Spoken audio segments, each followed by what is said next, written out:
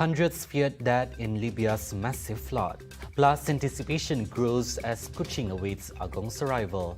And man missing in TATAU River found dead.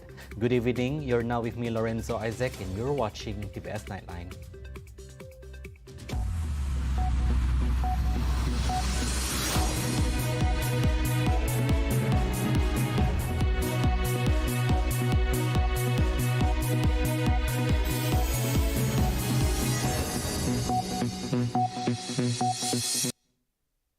Deadly storm winds and heavy floods hit Libya over the past 2 days, with predictions of casualties ranging from hundreds to thousands of people. Osama Hamad, the head of Libya's eastern government, stated that more than 2,000 people had died in the coastal city of Derna and thousands more were missing. Hamad did not give a source for his data, and Reuters was not able to verify the figures in a country politically split with two rival administrations since the 2011 NATO incident. Meanwhile, a statement released on a local media by the spokesman for the Libyan National Army (NLA), Ahmed Mismari, saying there were more than 2,000 victims in the coastal city. آخر التحديث بالنسبة للوفيات حقيقة مثل ما أذاع السيد رئيس الحكومة الليبية يتجاوز في مدينة درنا فقط يتجاوز 2000 فقيد فقدناهم، نترحم على أرواحهم الطاهرة. وهناك كذلك في درنا لا زال آلاف المفقودين من 5 إلى 6000 مفقود، يعني هذا الرقم قابل الآن للزيادة وبشكل كبير جدا. Storm Daniel swept over the Mediterranean since Sunday, swamping roads and destroying buildings in Derna and hitting other settlements along the coast, including Libya's second biggest city of Benghazi. All eyes are on the imminent arrival of His Majesty, the Yang di-Pertuan Agong Al-Sultan Abdullah Riayatuddin Al-Mustafa Billah Shah and Her Majesty Raja Permaisuri Agong Tunku Azizah Aminah Maimunah Iskandariah for the closing ceremony of the Kembara Kenali Borneo expedition held at Pullman Hotel tonight. Among the dignitaries joining this grand event are the Premier Sarawa, Dato' Petinggi Tan Sri Abang Johari Tun Openg, along with Deputy Premiers Dato' Sri Dr. Sim Kuihian, Dato' Amar Awang Tenghali Hassan, and Dato' Amar Douglas Ugahambas, as well as the acting head of state Tan Sri Dato' Amar Muhammad Asfia Awang Nasar and Dewan Negara President Tan Sri Dr. Wan Junaidi Tuanku Jafar in attendance, adding further prestige to this remarkable gathering. Thank you, Lorenzo. I'm currently at Pullman Hotel in Kuching, where the closing ceremony and dinner with the Sarawak State Government for the Kembara Kenali Borneo. The entourage of His Majesty the Yang di-Pertuan Agong Al-Sultan Abdullah Riayatuddin Al-Mustafa Billah Shah and Her Majesty the Queen Tunku Azizah Aminah Maimunah Iskandariah is expected to arrive in the city of Kuching, the final city in the Discover Borneo Expedition Program series. As for now, they are still on their way to Kuching and may arrive slightly later than the original schedule. From what I can see, the public has already started gathering in and around the hotel lobby area since this evening, eagerly awaiting the arrival. Joining Discover Borneo Expedition in Sarawak are Pahang Region Tengku Hassan Al-Ibrahim Alam Shah Al-Sultan Abdullah Riayatuddin Al-Mustafa Billah Shah, Tengku Panglima Raja Kolonel Tengku Amir Nasir Ibrahim Shah, and Tengku Ahmad Ismail Muazzam Shah.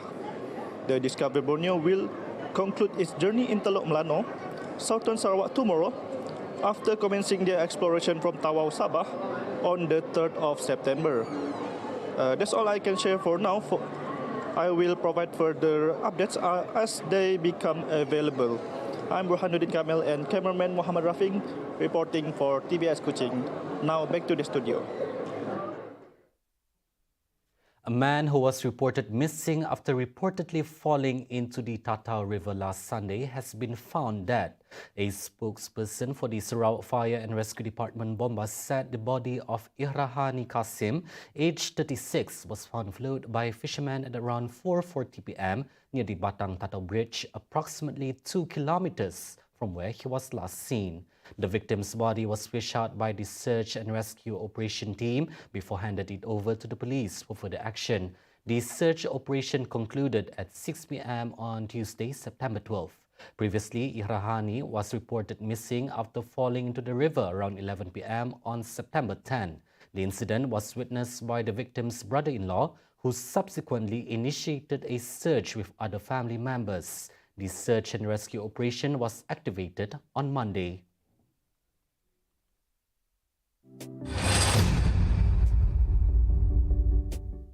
Several land administration issues in Sarawa were brought to the forefront during the 80th National Land Council meeting held on Tuesday. Deputy Premier Sarawa, Dato' Amar Awang Tengah Haliasan, highlighted some of the key points discussed, including the registration of the state land deeds and the success of the Land and Survey Information System, or LESIS. The meeting was chaired by Prime Minister Dato' Sri Anwar Ibrahim. Meanwhile, Awang Tengah further revealed that the Land and Survey Department has introduced same-day registration services as a facilitator in providing related services to the citizens. The 80th National Land Council meeting was attended by the Permanent Secretary of the Ministry of Urban Development and Natural Resources, Sarawak, Dato' Senior Saidi Mahdi, and Chief Ministers and top officials from states across the country. In conjunction with the Parti Pusaka Bumiputra Bersatu PBB Central Zone Convention on October 29, a Kenyalang Gold Card KGC application counter will be set up to facilitate delegate card applications. Sarawak's Minister of Women, Childhood and Community Wellbeing Development, Dato' Sri Fatimah Abdullah, announced that the application counter will commence operations on October 28, located on the 5th floor of the Kingwood Hotel. This service is exclusively intended for out-of-town delegates attending the convention. Ini adalah perkhidmatan yang kita akan berikan pada semasa convention. We can start on the 28th already, 28 sebab delegates delegasi akan hadir dan akan mula datang pada 28. Kita merasakan bahawa yang akan hadir bilangannya agak besar, jadi kita ingin memberi perkhidmatan terutama sekali kepada ahli delegasi yang tidak berpeluang untuk memohon kenyalang Gold Card sebelum ini. Meanwhile, the PBB Central Zone Convention is expected to be attended by approximately 2,500 members from 23 PBB branches in the central region of Sarawak.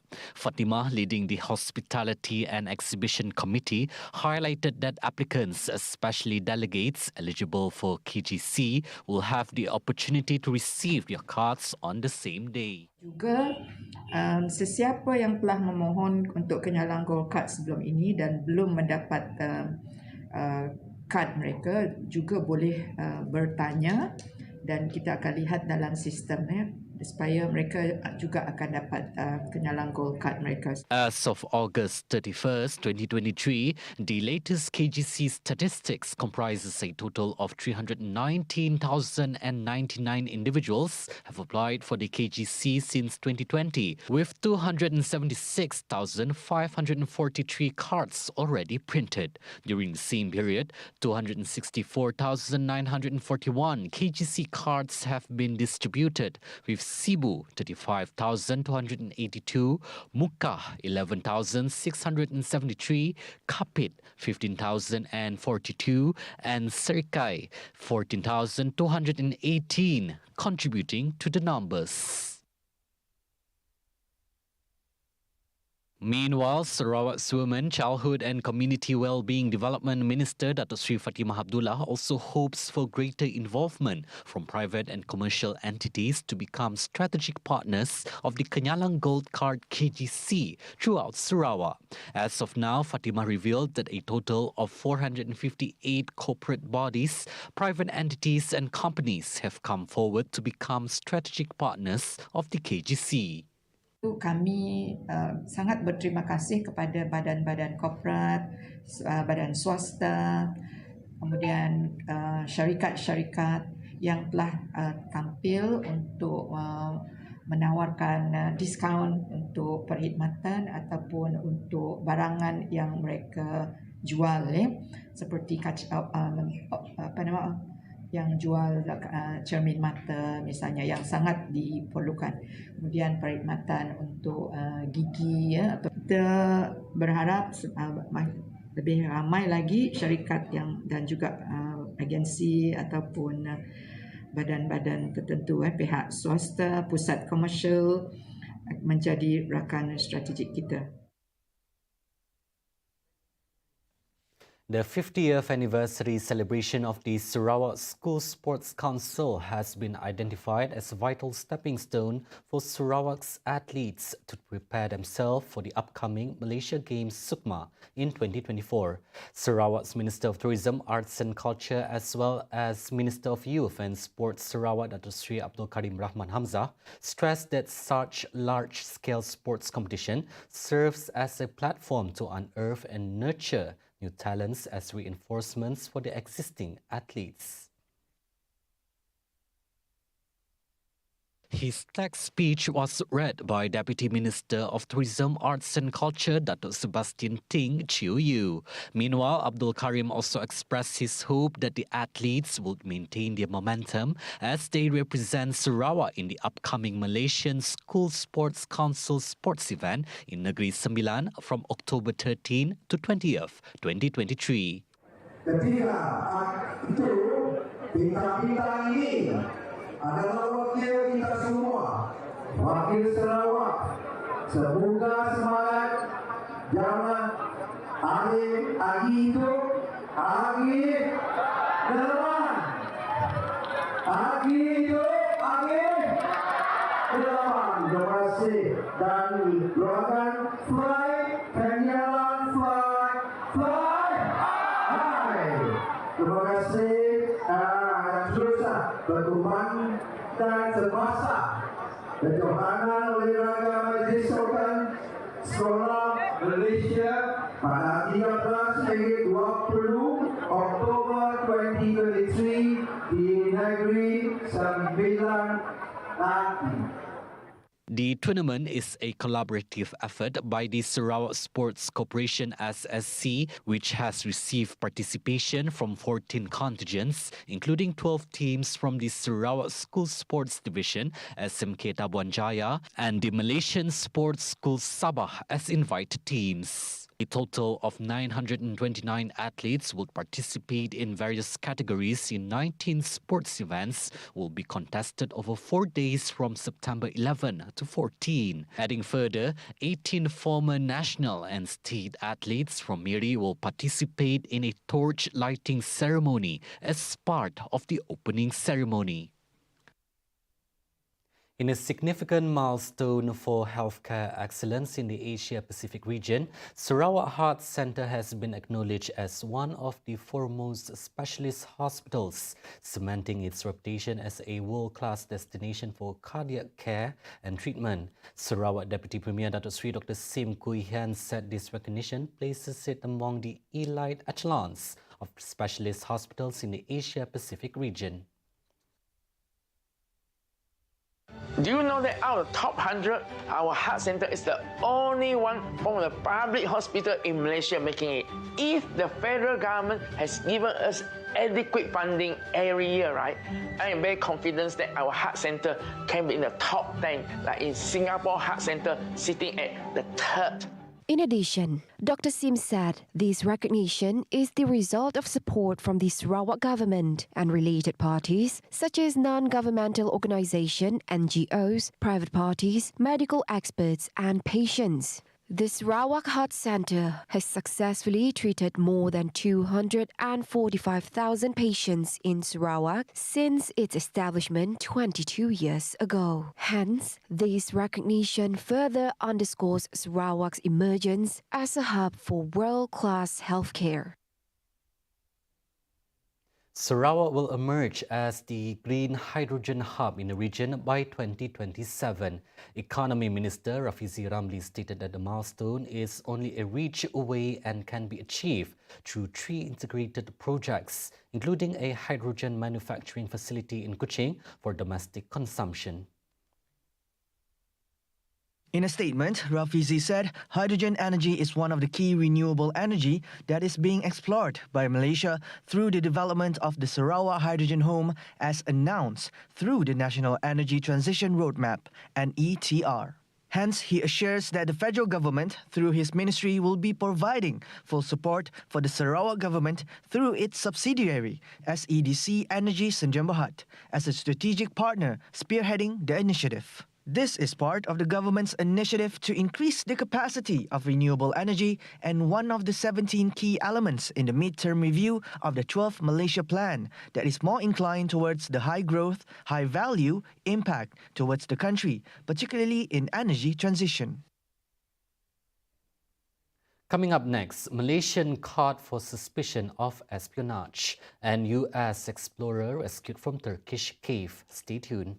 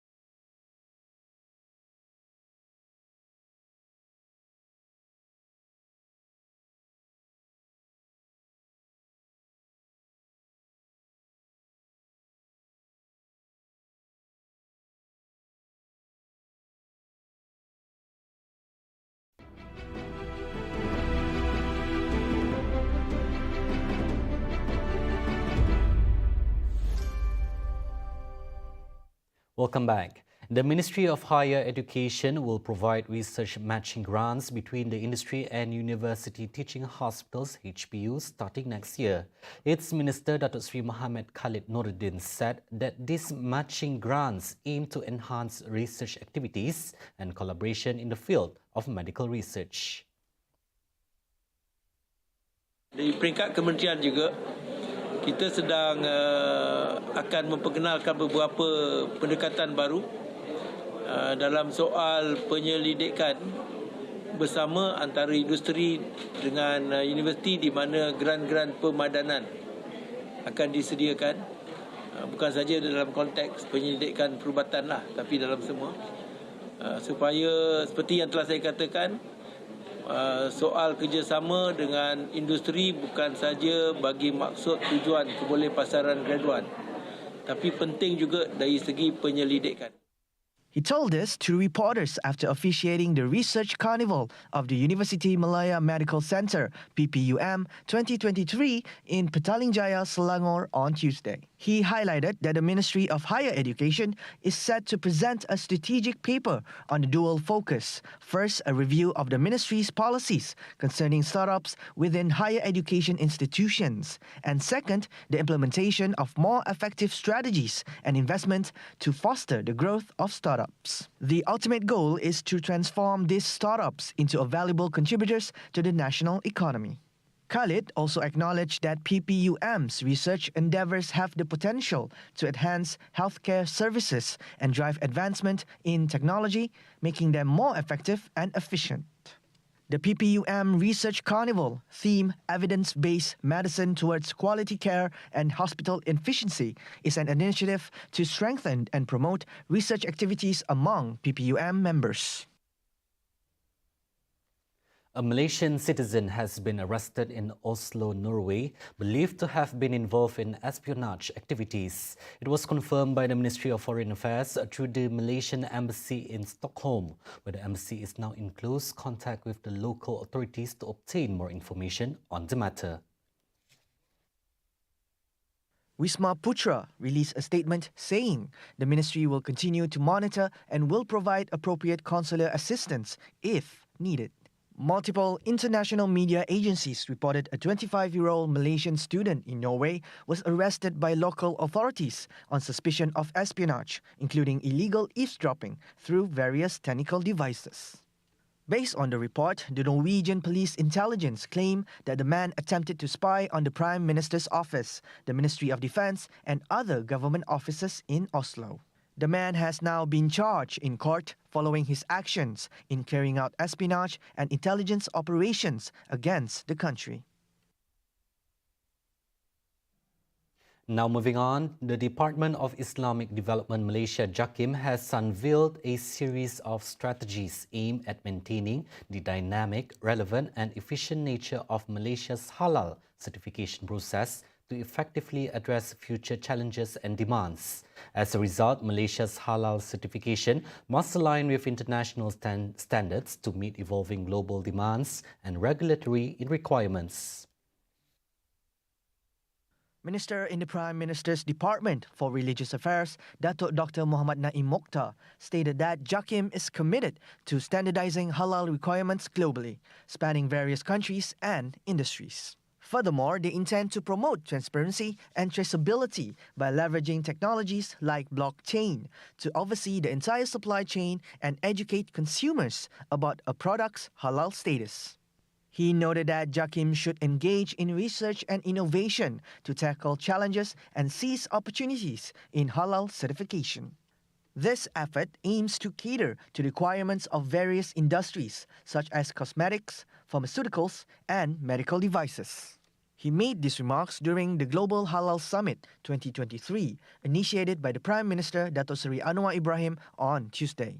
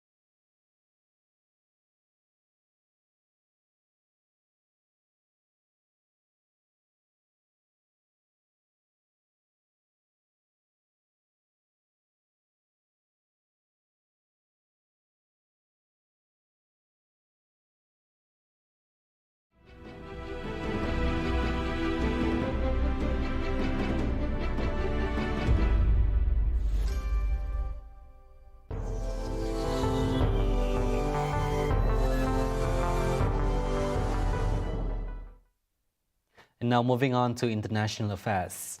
China does not need the Western's concern over their economy. This recently happened when Western countries raised concern over China's faltering economy that they expect could cause problems globally.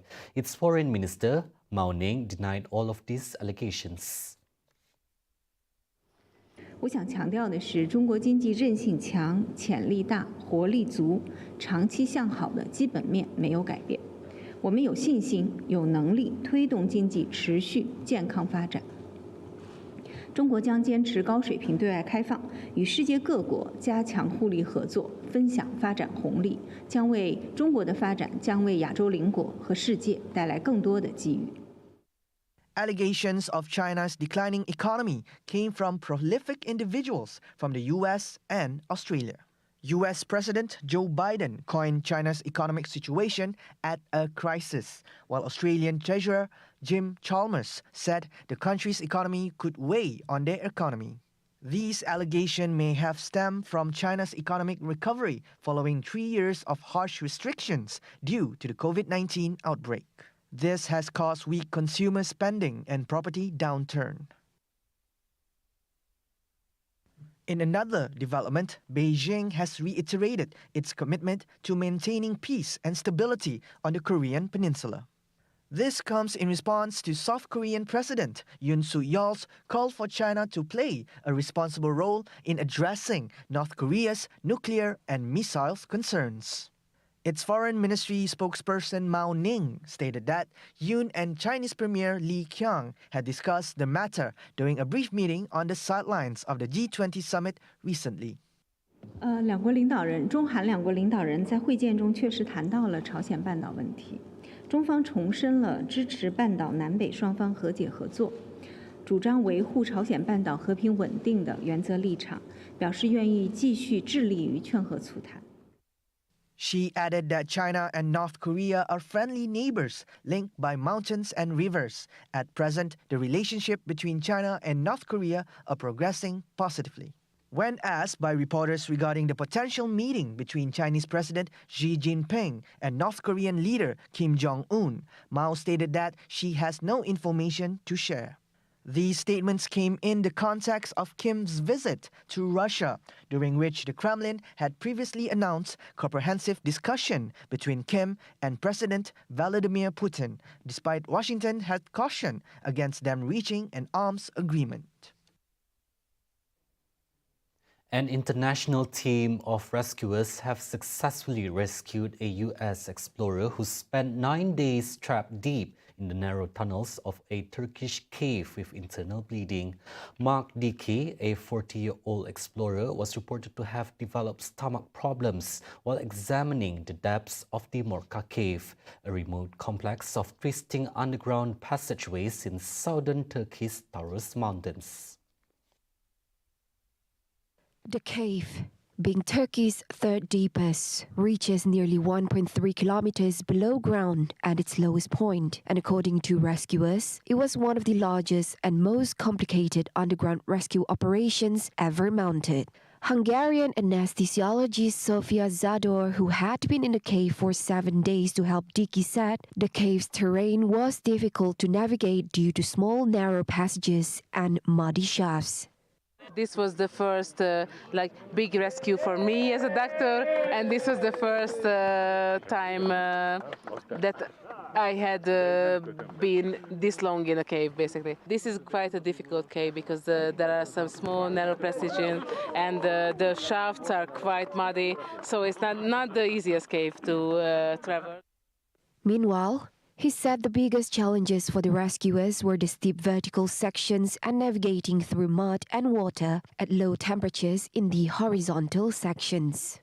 In addition, he said there was also the psychological toll of staying inside a dark, damp cave for extended periods of time. Around 190 experts from Bulgaria, Croatia, Hungary, Italy, Poland and Turkey took part in the rescue, including doctors, paramedics and experienced cavers.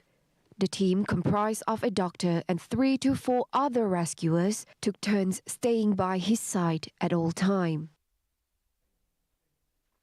See the world closer with TVS as we bring you the latest news updates both locally and internationally. For more headlines anytime, anywhere, just head on to our official website at tvstv.my or follow us on our social media platforms. And that's all the updates for TVS Nightline. I'm Lorenzo Isaac. Thank you for watching and have a good night.